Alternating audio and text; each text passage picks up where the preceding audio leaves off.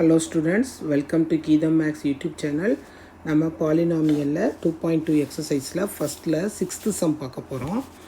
அந்த 6th sumல வந்து என்ன கொடுத்தாங்க 3x squared minus x minus 4. அப்பனா p of x is equal to let p of x is equal to 3x squared minus x minus 4. இதுல இருந்து from that you have find out a வந்து என்னது 3, b வந்து minus 1, c வந்து minus 4. Sum of the roots கண்டுபிடிக்கிறோம். Sum of zeros minus b by a. Already ஒரு minus இருக்கு, minus into minus plus by 1 by 3. அடுத்து product of zeros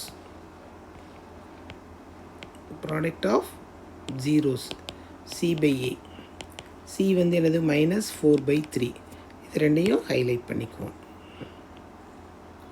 அடுத்து என்ன செய்ய போகிறோம், இந்த டேர்முக்கு ஃபேக்டர் கண்டுபிடிக்க போகிறோம்.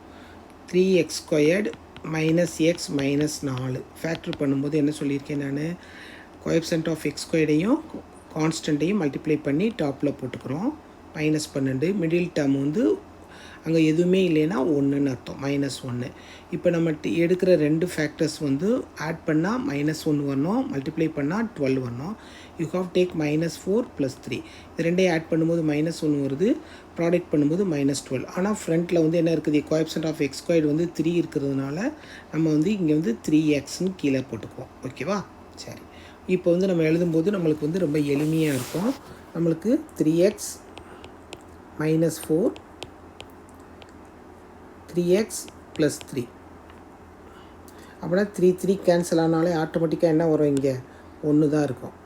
ஆட்டோமேட்டிக்காக அங்கே வந்து 1 இருக்கும்.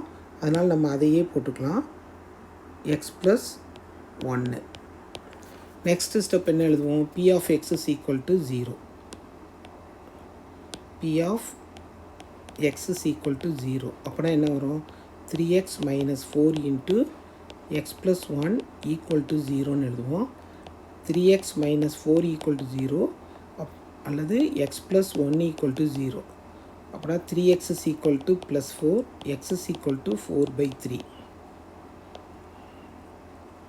இங்கே x is equal to minus 1, அவ்வளோதான். அப்படின்னா என்ன வரும், x is equal to 4 by 3 minus 1. இதுதான் வந்து நம்மளுடைய ஜீரோஸ். இப்போ இதை வெரிஃபை பண்ணுறோம். வெரிஃபை பண்ணும்போது என்ன செய்யணும், சம் ஆஃப் த ரூட்ஸ்னு கொண்டு வரும்போது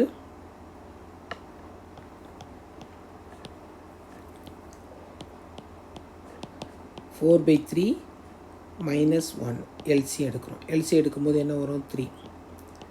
4ல் 3 போச்சுன்னா 4 minus 3 அப்படின்னா என்ன வரும், 1 by 3 வந்துருச்சா, வந்துருச்சு. அடுத்து ப்ராடக்ட் ஆஃப் ரூட்ஸ்.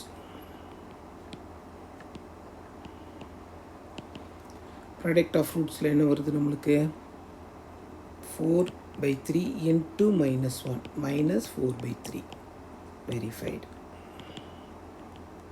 புரியுதா ஸ்டூடெண்ட்ஸ், அடுத்த கணக்கில் பார்ப்போம்.